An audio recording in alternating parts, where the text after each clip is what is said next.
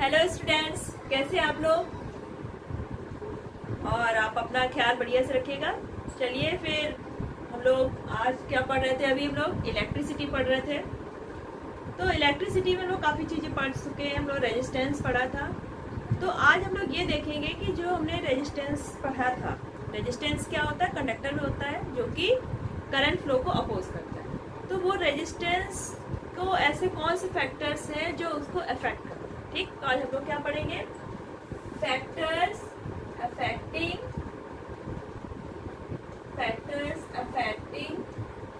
Resistance. तो हमने कुछ फैक्टर्स सिंपली पढ़े थे कि लेंथ, जो हमारी कंडक्टर की लेंथ है, ये कंडक्टर है जिसमें हम करंट फ्लो कर रहे हैं, तो कंडक्टर की लेंथ पे डिपेंड करता है। ठीक, उसका क्रॉस सेक्शन एरिया,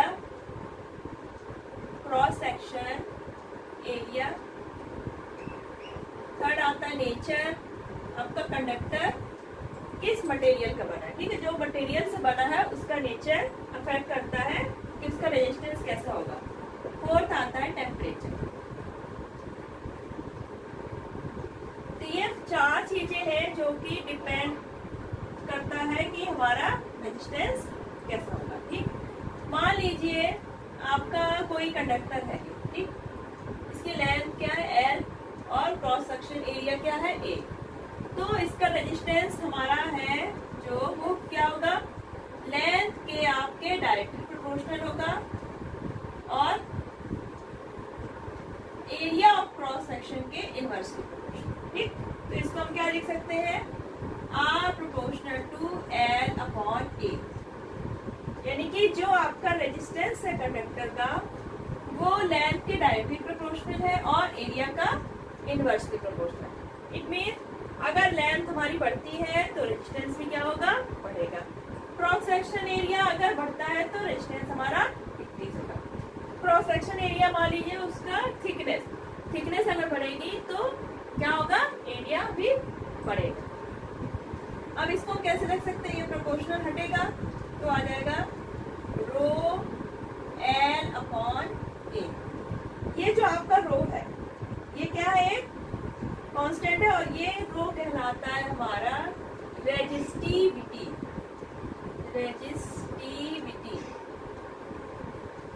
ये किस पे डिपेंड करता है, ये नेचर पे डिपेंड करता है कंडक्टर के।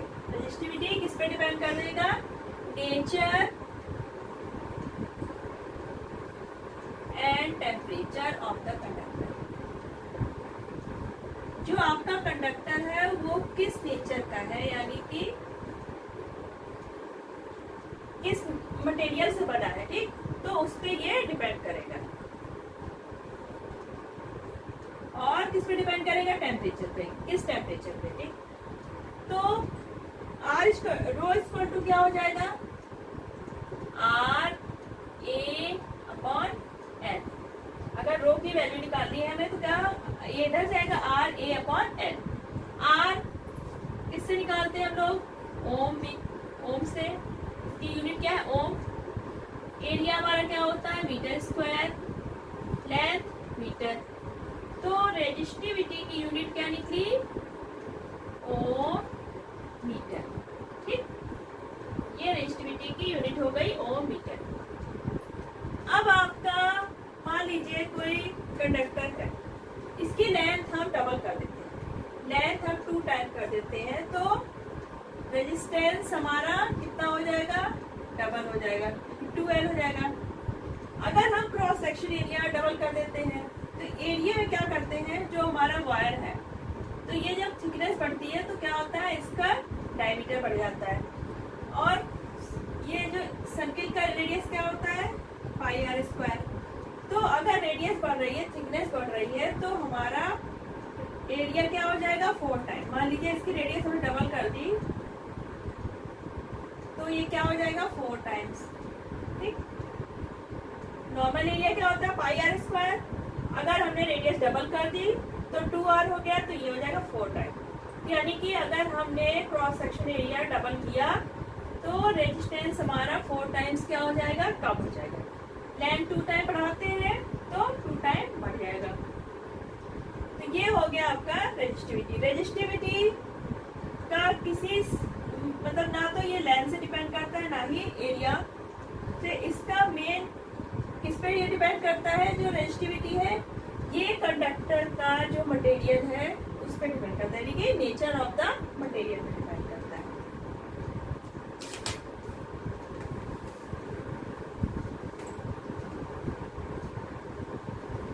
अब आपके जो कंडक्टर्स है,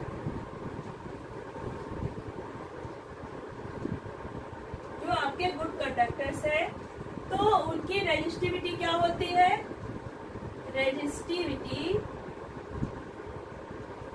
क्या होती है, बहुत ज्यादा लो होती है, वेरी लो। जो आपके गुड कंडक्टर है इनकी रेजिस्टिविटी कैसी होती है, रेजिस्टिविटी वेरी लो। ठीक, तो जो हमें करंट के लिए वायर चाहिए होते हैं वो हम क्या लेते हैं, गुड कंडक्टर, यानी कि जैसे आपके मेटल्स हो गए।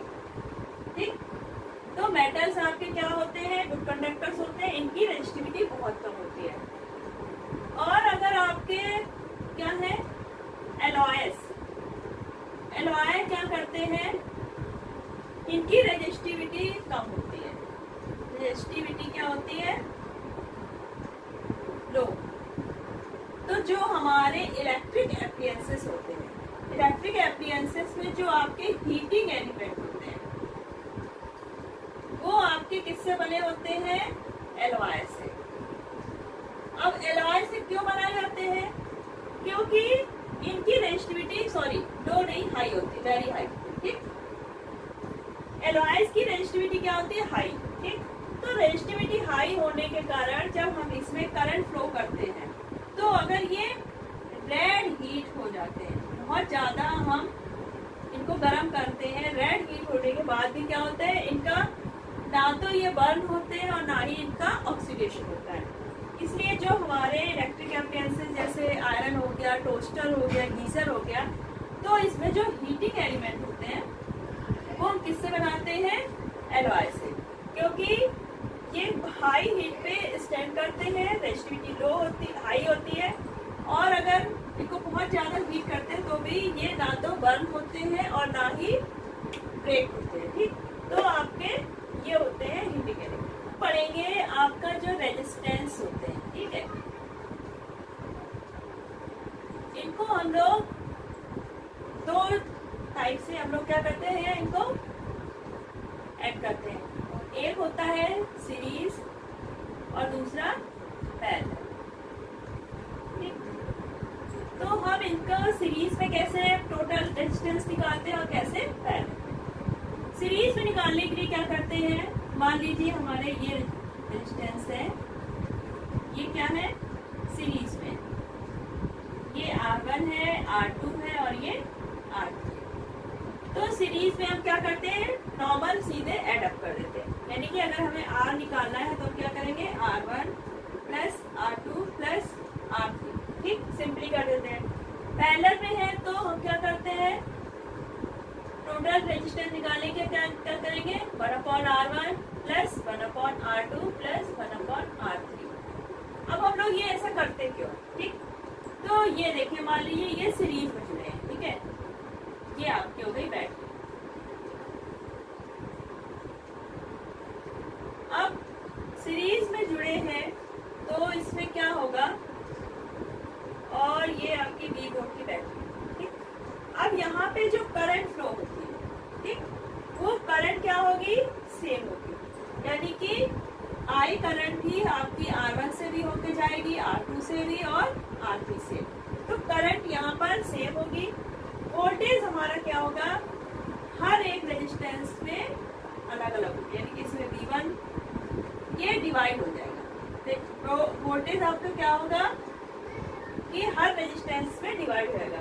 अगर ये सारे वोल्टेज हम ऐड करेंगे तो आपका कितना आएगा, जो आपकी टोटल बैटरी का वोल्टेज है वो आ जाएगा, यानी कि रेजिस्टेंस R1, R2 और R3 का जो वोल्टेज है V1, V2, V3, अगर इन तीनों को हम लोग ऐड करते हैं तो किसके बराबर आएगा, जो हमारा वोल्टेज बैटरी का है।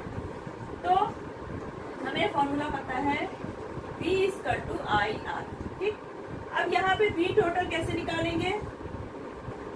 V1 plus V2 plus V3, तीनों का वोल्टेज ऐड कर देंगे तो हमारी बैटरी की वोल्टेज के बराबर आ जाएगा V equal to I R. अब यहाँ पे I क्या है हमारी, सेम है। V1 क्या हो जाएगा, I R1 plus I R2 plus I R3। I हमारी क्या है, कॉमन हो जाएगी, इधर से इधर कैंसिल हो जाएगा तो क्या बचेगा आपका, R equal to R1 plus R2 plus R3। ठीक, तो अगर हमें रेजिस्टेंस बढ़ाना है तो हमें क्या करना है, रेजिस्टेंस को किसमें जोड़ना होगा, सीरीज में लगाएंगे। ठीक, अब अगर हमें रेजिस्टेंस को कम करना है तो हम इनको कैसे लगाएंगे, पैरेलल। ये आपका हो गया R1, ये हो गया R2 और ये हो गया R3। अब हमने क्या किया, एक एंड से सभी के एक ही एंड में कनेक्ट हो गए और दूसरा जो एंड है वो एक दूसरे पॉइंट। अब इनको हमने बैटरी से जोड़ दिया। अब यहाँ पे देखिए जो हमारी बैटरी है, ठीक, अब ये बैटरी इसमें क्या लगी है, पैरेलल में लगी है, यानी कि तीनों रजिस्टर्स के एक एंड किससे जुड़ा है, बैटरी के प्लस एंड से, और तीनों रजिस्टर्स हैं जो उनका एक एंड किससे जुड़ा है, माइनस टर्म से। यानी कि वोल्टेज इसमें क्या होगा, पैरेलल जुड़ा है, एंड टू एंड जुड़े हैं, यानी कि सभी रेजिस्टेंस में हमारा वोल्टेज क्या होगा, सेम। यानी कि जो हमारी बैटरी का वोल्टेज है वो सेम वोल्टेज तीनों रेजिस्टेंस में मिलेगा, R1 में भी, R2 में भी और R3 में। लेकिन हमारी जो करंट फ्लो होगी, ठीक है, जो हमारी करंट फ्लो होगी वो डिवाइड हो जाएगी, यानी कि ये हो जाएगी I1, I2 और I3। यहाँ पे करंट हमें जितना रेजिस्टेंस होगा उसके हिसाब से करंट उसमें फ्लो होगा, ठीक है, यानी कि रेजिस्टेंस के हिसाब से ही करंट फ्लो होगी। ठीक, तो यहाँ पे करंट क्या हो जाती है, अलग अलग हो जाएगी और वोल्टेज हमारा सेम होगा। अब V equal to I R. ठीक, अब हमें क्या निकालना है, यहाँ पे I1, I2, I3, यहाँ पे हम I निकालेंगे।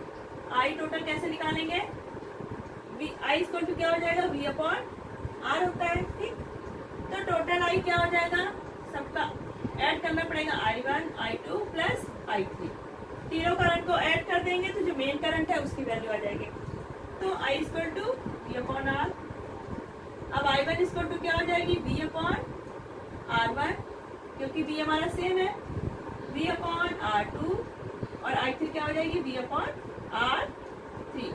ठीक, तो ये V आपका कॉमन हो जाएगा, कैंसिल हो जाएगा, आपका आएगा total resistance 1 upon R equal to 1 upon R1 plus 1 upon R2 plus 1 upon R3। तो जो हमारा रेजिस्टेंस निकलेगा R, ठीक, जो टोटल रिजल्ट निकलेगा रेजिस्टेंस का, वो रेजिस्टेंस की वैल्यू किसी भी रेजिस्टेंस से क्या होगी, कम होगी। तो अगर हमें रेजिस्टेंस की वैल्यू कम करनी है तो हम सारे रेजिस्टेंस को किसमें जोड़ेंगे, पैरेलल में ऐड करेंगे, और इसमें हमें क्या होगा, वोल्टेज सभी में सेम मिलेगा, करंट हमें जितनी डिजायर्ड होगी उतनी हम रेजिस्टेंस के हिसाब से ले लेंगे। अगर हमें रेजिस्टेंस की वैल्यू बढ़ानी है तो हम रेजिस्टेंस को किसमें ऐड करेंगे, सीरीज में। सीरीज में हमारा वोल्टेज क्या होता है, अलग अलग होगा, हर रेजिस्टेंस में वोल्टेज अलग होता है, करंट सेम होती है। पैरेलल में हमारी करंट अलग अलग होती है और वोल्टेज हमारा सेम होता है। तो आज के लिए बस इतना ही है, तब तक अपना ख्याल रखिएगा और वीडियो को शेयर करिए ज़्यादा से ज़्यादा ताकि सभी को इसका बेनिफिट हो, और लाइक करिए। Okay, bye bye.